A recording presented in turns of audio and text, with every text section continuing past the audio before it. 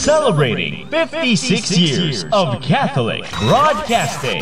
This Jubilee Year 2025 Pilgrims of Hope. From Mega Manila, Philippines to the World Wide Web. Veritas 846 Kapanalig.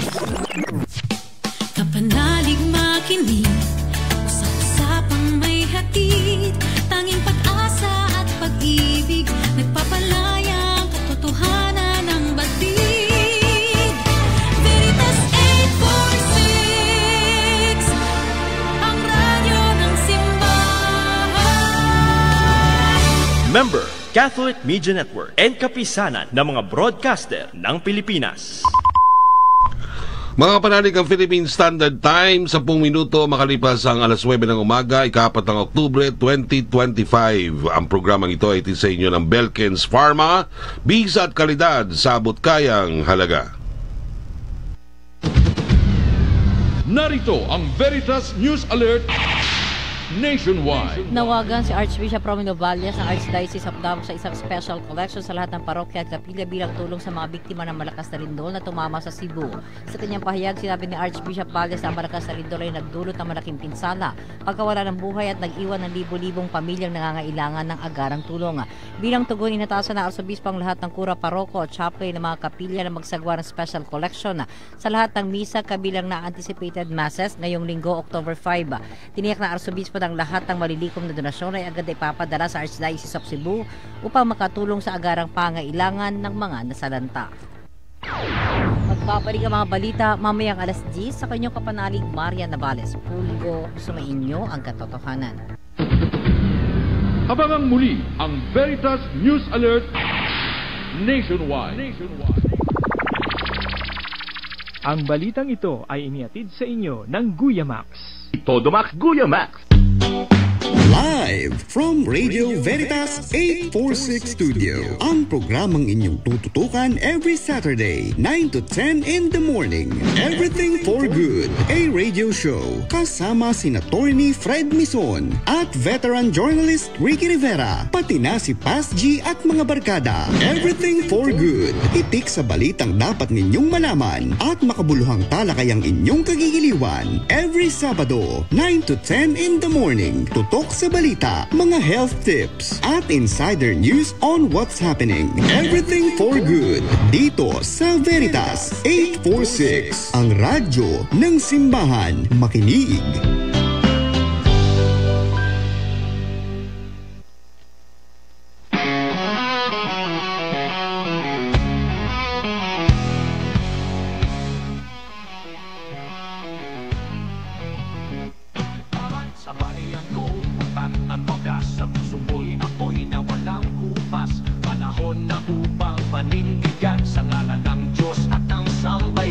Walang gahong na di mapubuwag kapag ang batas ay nagsiklab. Sa artikulo'y malinaw ang tinig. Good morning, Luzon, Visayas at Mindanao. Para sa ating mga kapanalig sa iba't ibang dako ng kapuluan, Ricky Rivera po para sa Everything for Good. At syempre, mamaya-maya, makakasama po natin ang the rest of the gang, ika nga. Pero tayo muna mamando rito sa ating programa at sa ating mga kapatid na OFW nagising pa sa iba't ibang dako ng mundo. Our prayers are with you. Pero bago na natin talakayin, no, ang dami ho nating mga issues ngayon, no, na I think this will be a good show today kasi may mga kakapanayin po tayong mga personalidad na nasa gitna ng mga balita. Okay, so bagong lato, tayo po muna ay manalangin. Panginoong Diyos, nagpapasalamat po kami sa iyo. Pinupuri po namin ang iyong magandang pangalan. Panginoon, kung nakagawa mo kami ng anumang kasalanan, patawarin mo po kami.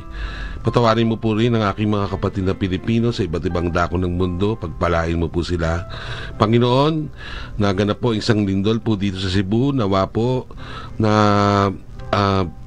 kasampakanin niyo po ang ating mga kapwa Pilipino sa ating pamahalaan na tulungan yung ating mga kababayan na naging biktima po nitong 6.9 na lindol po na ito. Gayun din po, hindi lang sa Cebu kundi sa iba't ibang bahagi ng Kapuluan, lalo tigit sa Visayas po na nasalanta naman po ng nakaraang bagyo. Umaasa po kami na inyong pagpapalain sila, proprotektahan mo po sila, bibigyan mo po sila ng anumang kanilang pangangailangan upang sa gayon po, Panginoon, ay maprotektahan po ang kanilang mga pamilya. Panginoon, dumadaan po sa pagsubok at paglilinis ng aming bansa. Nawa po ay bigyan mo po kami ng pag-asa, bigyan mo po kami ng lakas upang ma-survive po namin itong ginagawa ninyong paglilinis sa aming bansa. Kayo po, Panginoon, ang tanging lakas ng bawat Pilipino. Kayo po, Diyos ko, ang magiging siya pong nagdidikta po sa amin kung anong nararapat namin gawin bilang isang sambayanan. Umaasa po kami na patuloy kami magiging bansa, magiging kaisa po kami sa kung ano man po ang inyong plano sa bayang banal sa bansang Pilipinas. Ito po lamang aming samot dalangin sa aming Panginoong Jesus. Amen. Amen at amen. Okay. So, yan po, no? Sabi ko nga ako kanina, magiging very interesting itong ating programa ngayon sapagkat may paglilinaw. At, nasa pa lang nabubulol-bulol ako ngayon. Nasa kabilang linya po, walang iba, kung ating napakagising, gwapong-gwapo, si Attorney Fred Mizon. Magandang oras po sa inyong lahat. Ayan. At Karike, I like the way you prayed today. And at the same time, ang ganda ng opening jingle natin. Ano ba yun? Oo, Artikulo 11 yun. Na kailangan ipagpatuloy natin, di ba? Sapagkat, alam mo, Attorney, the reason why millions of Filipinos want change right now is because yung isang probisyon ng ating saligang batas dapat talagang sundin, hindi lamang ng mga nasa gobyerno, pati nasa labas ng gobyerno. Ito yung Artikulo 11. No? Tama yun. Oo. So, dapat to isasabuhay natin yan. Isa'y napakagandang probinsyon. Hindi ko nga alam, nakalimutan ko na, Attorney, kung sinong nag-insert niyan dun sa ating saligang batas, yung Artikulo 11. Kasi dati wala naman yan noong 1971, wala po yan, Kariki, pero noong 1986, yung Constitutional Commission natin, nirarapat nilang maglagay ng specific article that starts with public office is a public trust. Oo. Ang tanong lang dyan, Attorney, ng karamihan, kasi maraming nagtatanong sa akin, ano po ba ang kaparusahan kapag nilabag mo yung Artikulo 11 o Artikulo 11? Ang kaparusahan talaga dapat yan, separation from the public service. Separation from the public service. Oo, yun nga lang, ang hirap kasi may proseso Kaya nga doon sa Artikulo 11, although doon sa Section 1, doon lahat ng mga, kumbaga, batayan at saka yung mga guidelines para sa mga public officials natin. Example, you have to be accountable to the people, serve with responsibility, act with patriotism and justice, and then lead modest lives. Yan yung mga general guidelines. Pero yung pagtanggal sa kanila, yung pagiging accountable sa kanila, nandoon nakasaad sa other sections ng Artikulo 11, yung ombudsman natin, na first time nagkaroon tayo. Siguro na-realize nitong si Congressman Saldico na medyo nalabag niya yung Artikulo 11 kaya nagbitiw siya sa pwesto. At ngayon, pero nasampa na yata sa ombudsman, so hinintay lang natin warrant of arrest nito, Attorney, di ba? Tama yun. Dahil lumalabas kasi, even though na nakapag-resign ka na, you are no longer part of the public service, ika nga, you can still be held accountable for other damages and other civil liabilities. Tama, kasi pagdating pagdating sa admin kasi, pagtanggal sa'yo sa serbisyo, since nag-resign ka na, parang wala nang kwenta. Bakit pa namin nahabulin? Pero, meron pang criminal tsaka civil liabilities. Correct, O yan ha, hinihintay natin yung paglabas ng warrant of arrest na yan. At siguro, dahil natin ibang bansa, responsibilidad po ng bawat Pilipino na tulungan ng pamahalaan para mahuli itong may warrant of arrest. Tama po ba yan, Attorney? Tama yun. Again, it will depend on our mutual cooperation with these countries. Siyempre, lalabas din yung mga ating relationship rapport doon sa mga bansa kung nasaan man siya. Oo, pero pwede ba sana man na matulungan tayo. Pwede bang mag-effect sila ng citizens arrest doon sa bansa na yun? Halimbawa, kung may extradition treaty tayo doon, halimbawa. Depende yun, depende yun, Kariki, dahil not all countries have this concept of citizens arrest. Okay. Yan, natin maliwanag. That's at the same time, ang request talaga natin, it's not for any other person in that other country, but ang request natin nakatutok sa pulis eh. Okay. Mabuti na lang pala. Nung mga nakaraan, naipatupad po natin yung batas sa pagkaka-aresto naman ng isa ring lumabag sa Artikulo 11, di umano. No? At nasampahan ng 4 na counts ba o 5 counts ng crimes against humanity. Ito po, ang sinasabi ko po ay walang iba kundi ang dating Pangulong Rodrigo Roa Duterte. Ito'y nasampahan po siya ng kaso at sinabi ng ICC o International Criminal Court na tuloy-tuloy po yung investigasyon kaugnay dito sa di umano'y madugong war on drugs. Actually, di umano to, totoo namang madugo yan sapagkat marami talagang mga namatay. At iba't ibang grupo ang nagsasabi ito'y hakbang tungo sa pananagutan habang may ilan namang tinuturing itong panghihimasok sa soberenya ng bansa. Para magkaroon po tayo ng linaw doon, inatabayanan po natin o inimbitahan po natin sa ating programa, walang iba po ang dating senador, nandiyan na siya, no? Nandiyan na ba? Ating senador Antonio Trillanes. Magandang umaga po sa inyo, Senador Trillanes. Magandang umaga po sa inyo, kasamang Ricky at kay Commissioner Fred. Kumusta po? Opo. Good morning. Good morning, sir. Yes, sir. Good morning po. Sir, first question, totoo bang nagpunta ka sa Hague at binisita mo ang iyong best friend, yung BFF mo? Si dating Pangulong Duterte. Totoo pong nagpunta tayo ng the Netherlands at kasama po yung ICC sa mga engagements natin doon. Pero hindi po totoo na binisita ko si Duterte doon sa kanyang kulungan. So, pero parte po nung engagement ko sa ICC ay yung pinag-usapan yung mga polisiya nila tungkol dun sa ICC Detention Center para siguraduhin maayos ang pagtrato sa mga lahat ng detainees nila. At Senator, naguguluhan nga ako kasi yung mga first announcements nila nung pamilyang Duterte, maayos naman daw yung dating Pangulo. And then all of a sudden, nung papalapit na yung Setyembre, medyo nagko-comment na sila tungkol doon sa kondisyon ng kulungan doon at sinasabi nga na naka-apekto doon sa health ng dating Pangulo. Totoo ba na ang Netherlands ang magkukupkup sa dating Pangulo sa sandaling i-grant yung kanilang request na magkaroon ng interim release? Okay, medyo choppy lang po yung dating pero subukan ko pong buuhin yung kasagutan. Yun nga po ang dito, ang misteryo dahil before the September 23 confirmation of charges hearing, at least a week before that, wala po tayong naririnig na hindi magandang kondisyon ni Duterte. Ang perming sinasabi nung nila lahat ay maayos yung spirits ni kumbaga yung moral niya mataas, tapos maganda yung kondisyon niya.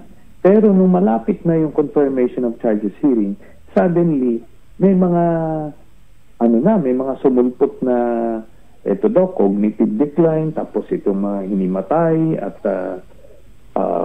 unconscious, ilang insidente na. At yan, base po sa nakalap kong impormasyon, ay walang nangyaring ganyan. So, Hindi po invento totoo lang, yan. invento. Kaya, in fact, just a few days ago, in interview, yung asawa mismo, si Mrs. Zimmerman, sinabi niya na maayos yung kondisyon ng kanyang asawa. At nagkikwentuhan sila, maliwanag kwentuhan nila, tapos pinapahinto yung mga anak. Yan na yan mismo, galing na sa kanila. So talagang ginagamit nila yung sitwasyon doon to evoke public sympathy para kaawaan itong si Duterte. Kaya palagi ko nire-remind yung mga kababayan natin, itong si Duterte, kaya po siya nakakulong sa dahig dahil nung siya ay mayor at nung siya ay presidente, ipinag-utos niya ang pagpatay ng libu-libong Pilipino. Tayo po, nakita po natin yan, alam natin nangyari niyan. At kung ang isang tao lang subukan mong mag-utos kang papatay sa isang tao, makukulong ka na habang buhay, ito pa libo-libo. At ang ICC, hindi po yan sila mag-i-issue ng warrant kung walang ebidensya. Kaya yan po ang tatandaan natin palagi. Hindi po santo, hindi po inosente si Duterte. Oo. At Senador, nabanggit nyo yung warrant of arrest. Meron pa bang susunod dyan? Meron pa po. Okay. Mako-confirm ho kaya kasi sinabi na ho rin ng ating Vice Presidente na mukhang ang susunod si Senador Bato de la Rosa. Opo. Yun po ang nakalap natin impormasyon. Si Bato de la Rosa ay may issue ng warrant. Pinakamatagal na ho yung February lalabas. So bago yan, lalabas na yan. Tapos ang malamang sumunod o hopefully magsabay si Bongo. Yan. Paano si Justice Secretary Vitaliano Aguirre? Hindi pa po sigurado. Opo. Hindi po totoo yun. Maling informasyon po yun. Yung kay Justice Secretary Aguirre? Wala po. Wala rin din si Sara Duterte. Sabi ko nga, kung ako lang yan, dapat kasama sila lahat. But iba ho ang standard ng ICC. Pagka ng case build-up sila, kailangan umabot sa threshold ng certainty of conviction yung kanilang ebidensya. At kay Bato, buo na. Kay Bongo, yun na yung they're almost there. Then itong si Albayalde, hindi pa sure kung aabot doon. O mula sa ICC po, Senador, magtungo ho naman tayo dun sa ICI. Itong Independent Commission on Infrastructure. Nagbitiw na po sa kanyang pagkakadesignate, itong si Baguio Mayor Benji Magalong. So, at medyo yung mga nakaraang interview nito ni Mayor Magalong, mukhang parang nagdaramdam. No? Ano po bang analysis ninyo tungkol dito sa kanyang pagbibitiw? Ako po, ay isa na ako sa unang umalma na nung pumupostura siyang isasama doon sa Independent Commission. Hindi po siya pwedeng maging sumama sa Independent Commission kasi maka-Duterte siya. Kahit tanungin mo siya, maka-Duterte siya at maka-Bongo siya. Itong dalawang ito, pinailan ko nga ng plunder case itong si Bongo at si Duterte dahil nakuha namin mga dokumento na worth 6.6 billion infrastructure projects ibinigay, inaward ni Duterte sa tatay at kapatid ni Bongo. Wow. Sabi ko nga, kung ito dokumentado ho yan. Final ko yan sa DOJ. Kung itong mga diskaya, hinahanap natin kung sino yung connection na politiko niyan. Ito, sila mismo. Kaya nga, kompleto yung definition ng plunder. Pagka nagbenepisyo ang pamilya ng first degree of consanguinity, plunder yan ng pag humigit ng 50 million. Ito 6.6 billion po. Sana sabi ko, si Magalong, maka-Duterte ka. At tinatanong siya pag interview, totoo bang Oo daw, maka-Duterte daw siya. So paano yun? Tapos, noong 2022, nung nagpunta ako sa Baguio, nag-confide siya sa akin na yung rock netting doon sa Baguio Benguet ay worth 36 billion. Sinabi niya sa akin kung sino yung mga politikong nasa likod nun. Pero ngayon, hindi naman niya sinasabi. Bakit? Kasi mga konektado sa Duterte. Ngayon, sabi ko, bakit ngayon ka lang nagsasalita? Alam mo na yan ng 2019 to 2022 pa. Parang ngayon may krusada siya pero tahimik siya nung panahon ni Duterte. Kaya sabi ko, hindi yan. Makakalihis yan. Kaya nga ang gusto niya palaging dalhin yung direksyon sa investigasyon dun lang sa 22 to 2025. Sabi ko, ano yan? Lolooban nila yung Independent Commission. Kaya tama lang po yan na tinanggal siya sa ICI. At Senador, dahil dito sa skandal na to, no? Dahil dito sa skandal na to, umuugong yung mga sinasabi na may mga disgruntled elements daw ng ating sandatahang lakas. At medyo may mga confirmation naman na ilan. Pero anong basa ninyo? Yung bang pagde-deny nitong AFP Chief of Staff at DND sapat na para makalma ang sambayanan na walang kuditang magaganap? Actually, kinonfirm mismo ho ni AFP Chief of Staff na nilalapitan siya ng mga retirado. So, meron pong mga grupo ng mga retiradong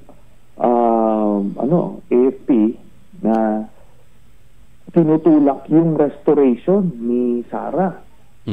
Meron din naman grupo ng mga hindi aligned, sabi nila, na ang tinutulak naman isang transition council. So far, hindi naman kumakagat yung mga active members ng AFP, pero as history would show us, pagka nagkaroon ng political impasse, ibang usapan yun. Kaya yun ang ina-avoid po natin, otherwise magkakagulo-gulo dyan. And by the way, isa si Magalong na member dun sa isang grupong nagtutulak niyan, yung 6. Kaya nga, paano ka niyan? Isa ka dun sa kumaga against the administration, tapos you want to be part of an independent commission, meron na kinikilingan. Attorney, may tanong ka ba kay Senador? Isang question lang for Senator Trillanes.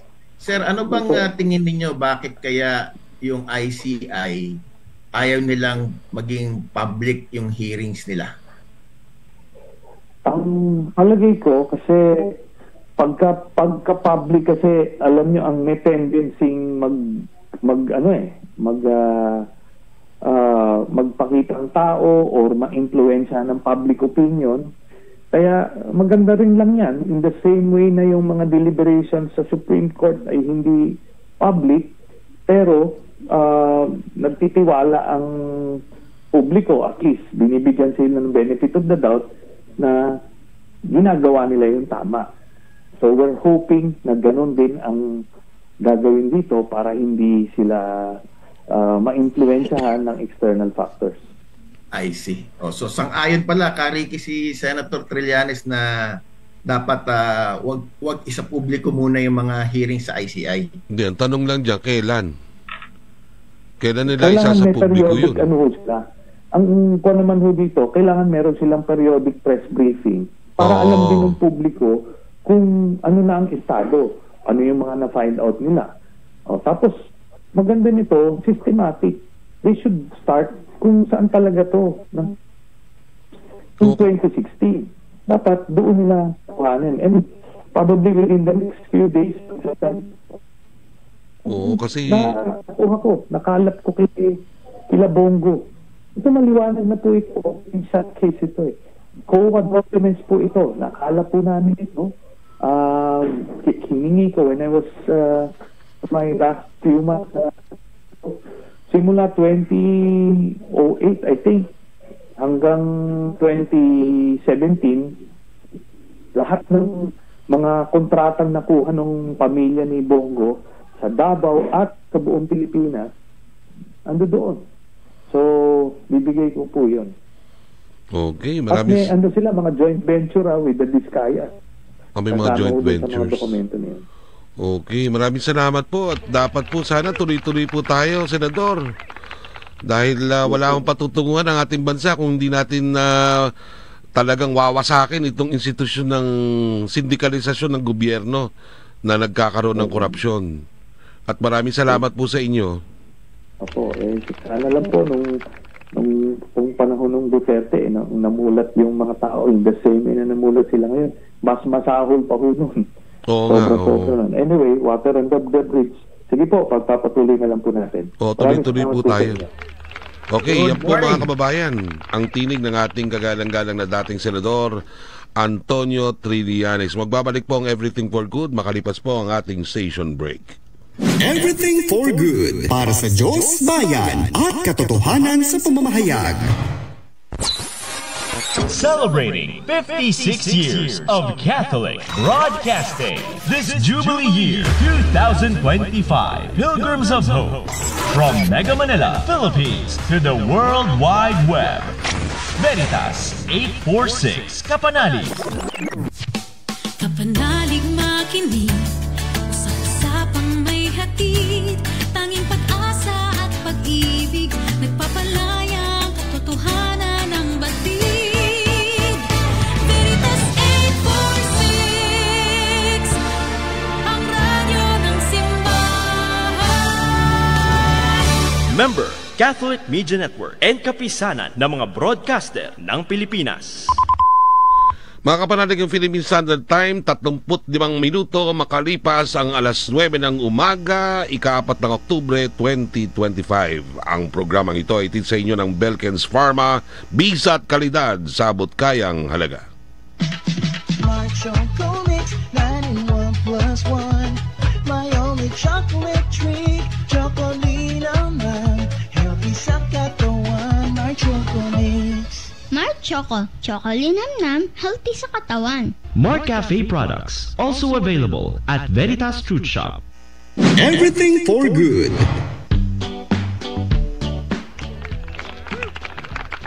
Nagbabalik po ang Everything for Good. Ricky Rivera po. At Fred Bison. Hoy, Kapred bago tayo magsimula ulit sa discussion, happy maligayang kaarawan kay Most Reverend Roberto Gaa, ang Bishop po ng Diocese of Novaliches. At mula naman po sa ating tagapakinig si Louis Santos, good morning po. Pwede mo bang pakigreet ng kapwa ko charismatic na si Brother Hermie Cecilio ng happy birthday ngayong araw, October 4. Galing po ito kay Brother Luis Santos ng San Felipe Neri Catholic Charismatic Community, Mandaluyong. Salamat po at God bless. At mula naman po sa ating regular listener, si Telma Giriran, good morning, Attorney Fred Bison and Sir Ricky, take care and God bless. Mula naman po sa ating kapakinig din kay Liwanag Tolentino, good morning daw. Yan. At binabati ko rin, nagsiselebrate na kanilang anibersaryo yung kapatiran Tau Gamma Phi. Kung meron yan, mamaya dyan sa Victoria Tower, yung mga Tau Gamma Phi ng UP Diliman. Yan. So, talking about sa mga panggaganap, Kariki, may malaking gaganapan na may in-announce yung October 1, alam mo ba yun? October 1. Ano ba yun? Noong nakaraan, doon sa Club Pilipino, may panggaganap doon. Oo nga pala. Oo, syempre. Of course. No? Yung ating movement po, naging movement na yung ating trillion peso march. Yes. At noong pong October 1, nagsagawa po sila ng isang press conference dito po sa Club Filipino. Pinangungunahan po yan ng ating guest ngayon. At inanunsyo nila, nagsama-sama na yung mga civil society groups, no, upang magkaroon ng isang malawakang pagkilos. Kailan yan? Tanungin po natin. Walang iba, nasa kabilang linya po ang Secretary General and CEO ng World Evangelical Alliance. Walang iba po kung si Bishop Efraim Tendero. Magandang umaga po sa inyo. Magandang umaga, Ricky, at ganoon din Attorney Fred. At salamat sa pagbibigay niyo ng panahon na makausap ako ngayong umaga. Ano po bang panawagan natin, Bishop F?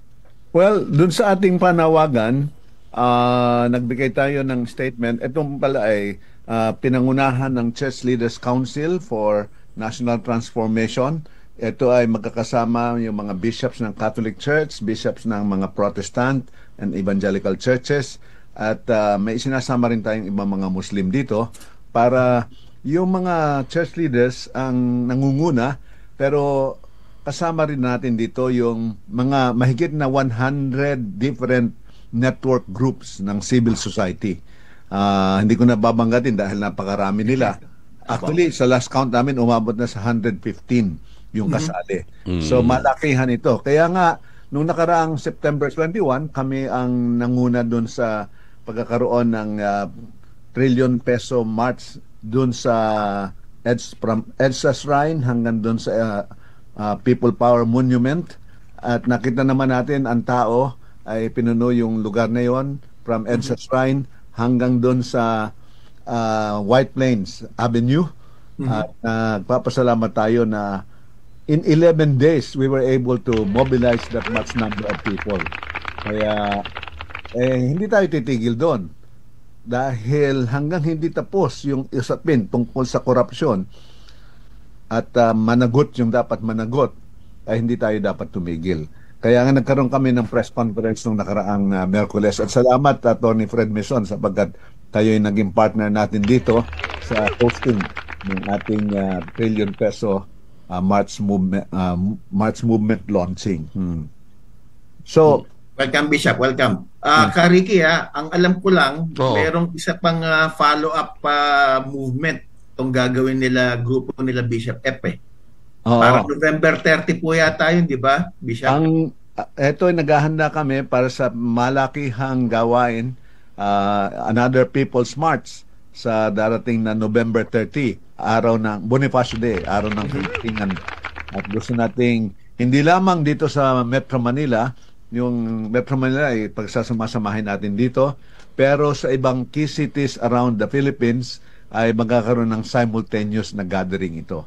Kaya ito ay hindi lamang sa hindi lamang sa Metro Manila kundi sa mga piling mga syudad ng ating bansa. Ano po ba, Bishop, yung desired objective ninyo dito sa November 30? Yung gusto nyong makanit? Kasi doon nagsabi kami ng aming manifesto doon sa Trillion Peso March na meron kaming 3 demands. Una, mapabilis yung prosecution of corruption cases. Na i-prioritize talaga ng judiciary. Hindi lamang ito ay hearing dun sa Senado, kundi at maging yung ginagawa sa ICI. Pero gusto natin yung judiciary ay i-prioritize at madaliin yung investigation, prosecution, trial, at kung maaari talagang in 120 days ay i-resolve na yung high-profile cases. Sapagkat kung hindi natin mamadaliin yan, hindi naman mamadaliin na parang i-railroad, kundi mamadaliin na kung maaari araw-araw yung at magkaroon ng mga special courts o task force ang ating Sandigan Bayan. Kung Sandigan Bayan yung mga nasasakdal, kung mga government officials, ay madaliin in 120 days. At pangalawa, yung forfeiture and recovery of mga illicit assets. Pinangangalandakan yung mga sasakyan. Although nakita natin, ang customs gumawa na kinuha na yung mga sasakyan ng mga diskaya, pero marami pang ibang assets na dapat ay makuha. Kung trillion pesos nga ito dapat ma-recover natin yan. Pagkatapos, ang pangatlo, gusto nating magkaroon ng full transparency doon sa mga public projects and assets proceedings. So, maaari bang i-require na yung SALN ipalabas? Sapagkat doon sa SALN, doon mo makikita kung talagang yung mga ating elected and appointed officials ay talagang, ibig sabihin, doon mo mabibisto kung ano yung kanilang declaration. Kaya required by law na ang public officials at government officers ay required to submit SALN. Kung natatandaan mo, yung dating Chief Justice Sereno, natanggal siya dahil hindi siya nakapagsabit ng kanyang SALN. Nung siya ay nagtuturo pa sa University of the Philippines. Kung yun ay ginawa nila, kay dating Chief Justice Sereno, lalo ngayon, dapat ilabas yung SALN na doon magpapakita.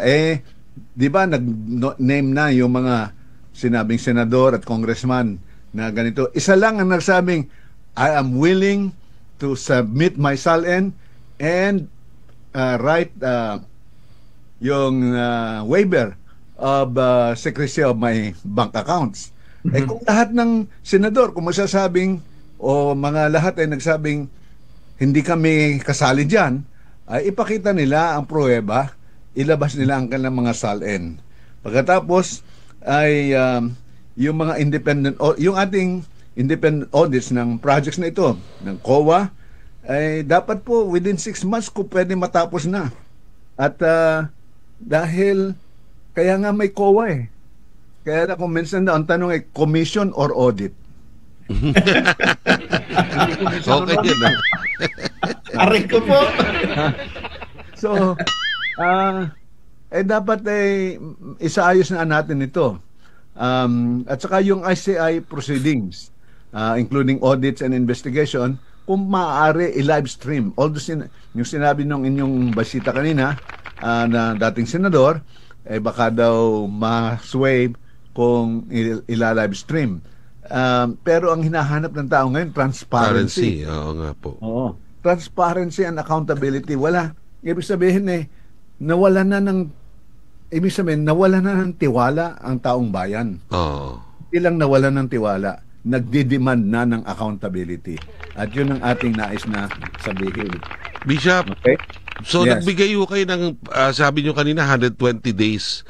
So kailan po nagsimula yung countdown? October 1. October 1. So October 1, 120 days doon. Halimbawa lang po, Bishop, medyo doon sa 5 demands natin, 2 lang yung nasunod. Halimbawa, anong piniprescribe ho nating maaring maging susunod na hakbang natin? Kaya nga kami nagkakaroon ng tinatawag na malakihang marching sa November 30. Pero simula sa darating na Biyernes, October 10, ay nagkakaroon na tuwing Biyernes magkakaroon ng pagsusuot ng puti upang ipakita na we are demanding accountability. Pagkatapos, araw-araw, alas 6 ng gabi, magkakaroon ng noise barrage. At saka mga simbahan ngayon ay nagri-ring na ng kanilang mga bells para ipakita na kinakalampag natin ang konsyensya ng ating mga namumuno at lahat ng pinagkatiwalaan ng ating pangangalaga ng kayamang bayan, kabadang yaman ng bansang Pilipinas. So merong everyday noise barrage and tolling of bells. At yun nga, yung Friday, meron tayong candle lighting tuwing Biyernes ng gabi. So, ibig sabihin, tuloy-tuloy yan.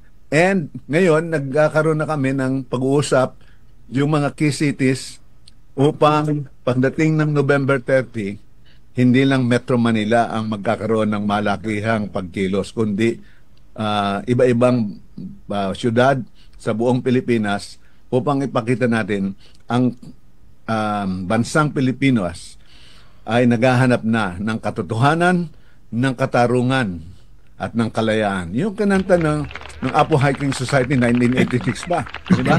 Handog ng Pilipino sa mundo, di ba? Oh. Katotohanan, kalayaan at katarungan, katotohanan at kalayaan. Kung yun ay kinanta noong 1986, ngayon kailangan natin dahil talagang nagpapahirap na sa bansang Pilipinas. Nakita rin natin na pinagsamantalahan nga nila ang yaman ng bansang Pilipinas. At ang ating pagnanasa, talagang mapayapa naman ang ating pagbibigay ng protesta. Ayaw nating mangyari yung tulad nangyari sa Indonesia at Nepal, na talagang ang mga tao ay dumating sa pagkakataon na pati yung bahay ng parliament ay kanila pong sinunog. At ang yung galit nila ay pinakita nila sa dahas. Ang atin pa rin panawagan, ito ay maging mapayapang pagpapahayag ng ating pagprotesta at yung galit ay ating itatranspose dun sa peaceful protest upang makita na panagutin ang dapat managot. Okay, maraming salamat po, Bishop. May huling tanong sana ako, sige, go ahead, Attorney.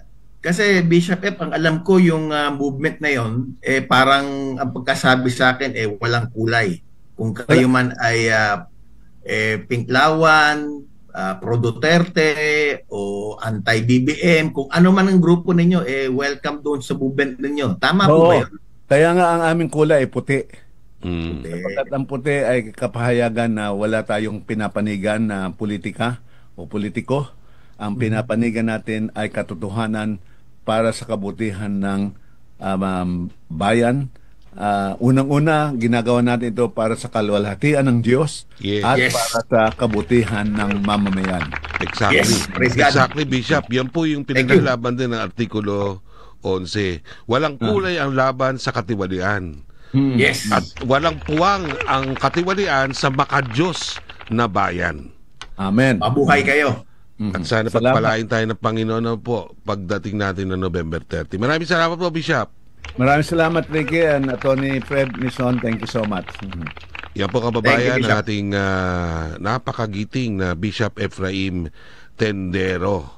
At tignan na natin, very last, yung ating updates naman sa nangyayari kay dating Pangulong Rodrigo Roa Duterte. Again, dun sa ICC kasi may mga developments doon. Nasa kabilang linya po, walang iba kundi ang ating attorney, ang ICC Assistant to Counsel, si Attorney Cristina Conti. Magandang umaga sa iyo, Attorney. Magandang umaga po. Opo, kanina kasi... Hinaw ko wala akong update kay Duterte. Hindi, yung naging resolution ng Senate, bakit ganun? Alam nyo, yung resolution po ng Senate, palagay ko, hindi masyadong napag-isipan kasi una pa, kulang sa facts, tapos kulang din ng pagkaalam sa batas. Bagaman naintindihan ko na it would have sounded okay if this was a domestic case, sa ICC medyo hindi, and it would appear even as a slight na parang bakit mo ko sinasabihan kung paano ko gawin ang trabaho ko kasi may recommendation, ganun. Hindi kinikilala ng Senado na may protocols yung ICC at mas mataas doon ang standards ng paggawa. Siguro kung kunyari sa BJMP yan, medyo pwede mo talagang pagsabihan na hindi nyo ginagawa ang trabaho nyo. Sa ICC, parang ang itsura niya, grabe naman yun. Hindi mo ba alam na ganito ang protocols namin? ICC, talagang, Attorney, gustong-gusto ko na matuloy yung trial na yan eh. Kailan ba talaga yan? Ang hirap sabihin, pero kung kami po, maghanda na tayo ng 1 taon na delay. Wow. Isang taon? Most. Isang taon na delay lang naman. Kasi ang delay natin ngayon, kung fit to stand trial ba siya o hindi. Yun pa lang naman eh. Hindi pa yung guilty or not guilty. Oo. At para matuloy yung hearing kung ano yung charges. Ayan na. So, bago mapunta sa substansya, doon muna tayo sa ano ba talaga, okay ba siya o hindi. Yung ibang kaso kasi umabot ng, sabihin na natin 1 year. Ako, max na yun kasi max nung na. 2023, nagkaroon po ng ganito ding issue, fitness to stand trial. Ang tanong naman doon PTSD, ang issue naman doon PTSD. Kaya ba ng may PTSD na humarap? January yung confirmation of charges hearing, natuloy December. Wow, okay. So, may ganong, kumbaga, siguro isama na natin yung administrative aspects kasi sinong step by step.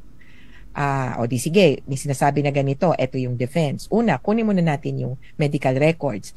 Ito nga, lumalabas na nag-report na yung medical officer pala. Ang next talaga, at ito yung sinasabi ko na nga, kukuha ng eksperto. Si defense, kumuha na ng eksperto. Si prosecution, humihingi ng opportunity. Pwede din ba kami, mag-appoint din kami? Pending yung issue na yon. Tapos, I think eventually the judges will also engage an independent panel of experts. Appointment pa lang, baka tumagal. Iba pa yung assessment. Kasi, sige, Attorney Fred. Good morning, Attorney Conti. Nice to see you again online. Yes po, good morning po. Huwag kayong mapapagod. Ang tanong ko lang, Attorney Conti, kasi di ba parang may susunod na warrant lalabas laban naman dun sa ibang participants. Ito po ba kailangang isabay doon sa kaso ni dating Pangulong Duterte or separate sila pwede? Alam nyo, hindi naman.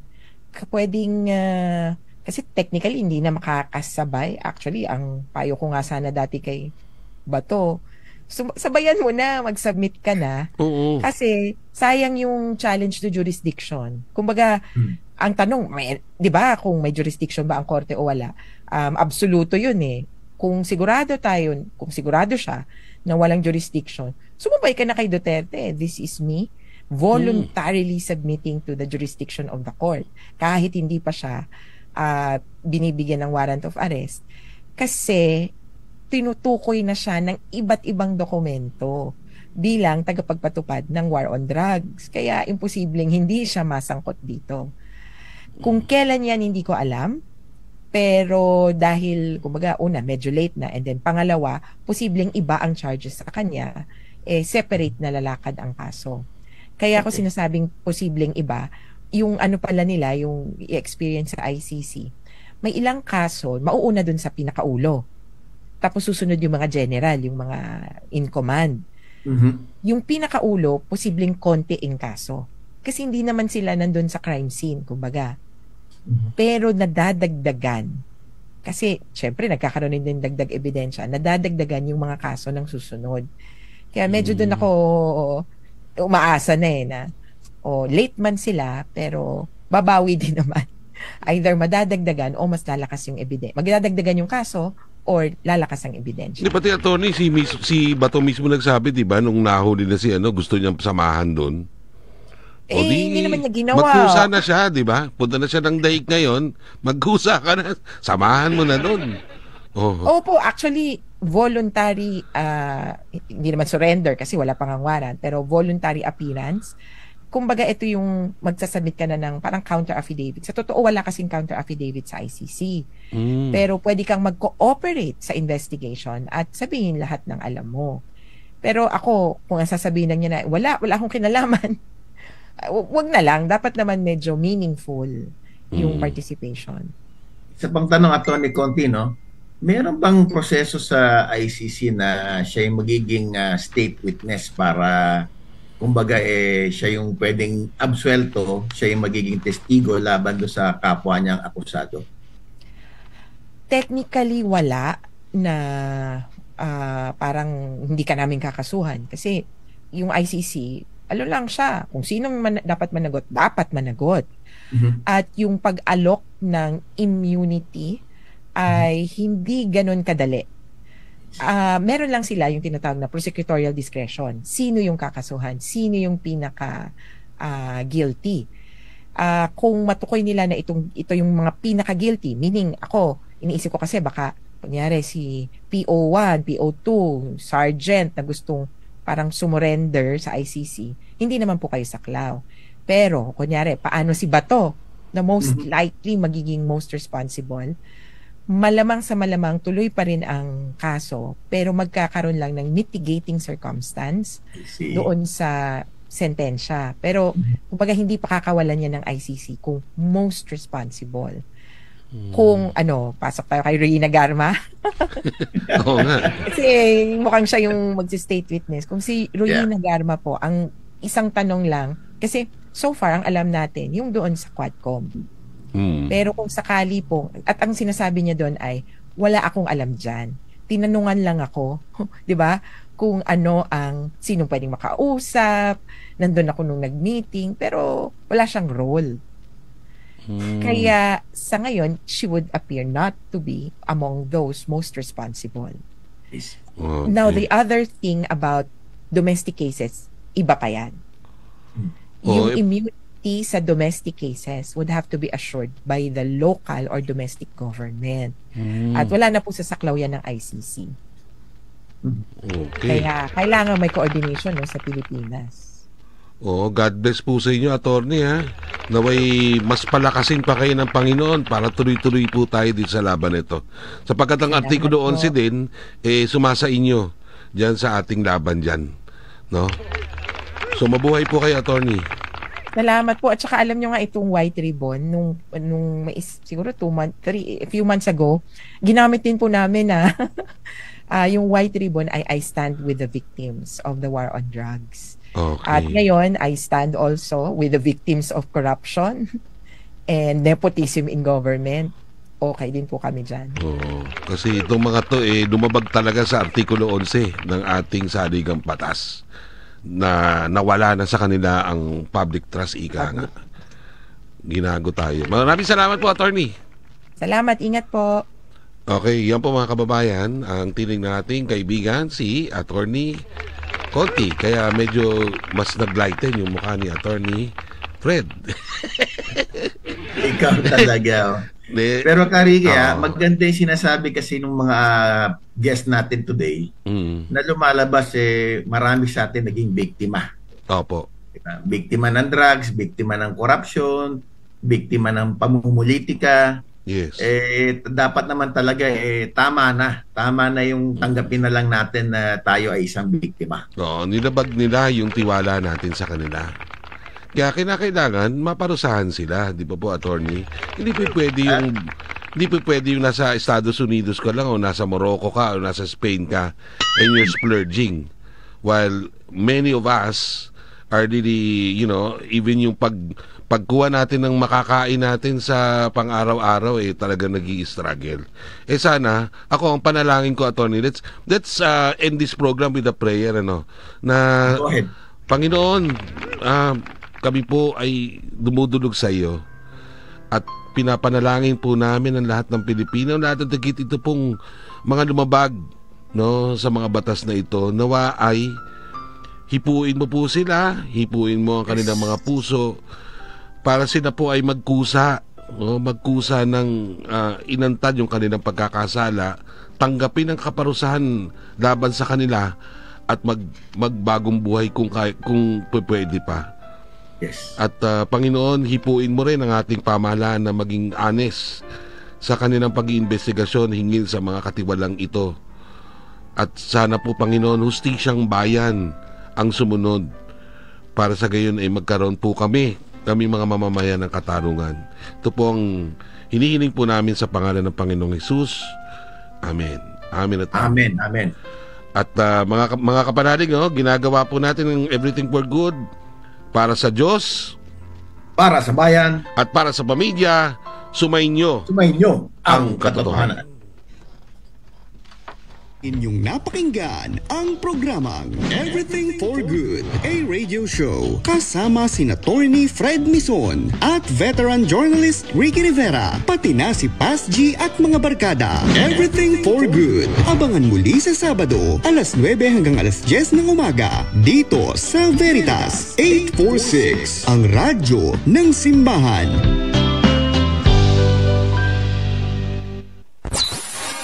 Celebrating 56 years of Catholic Broadcasting this Jubilee year.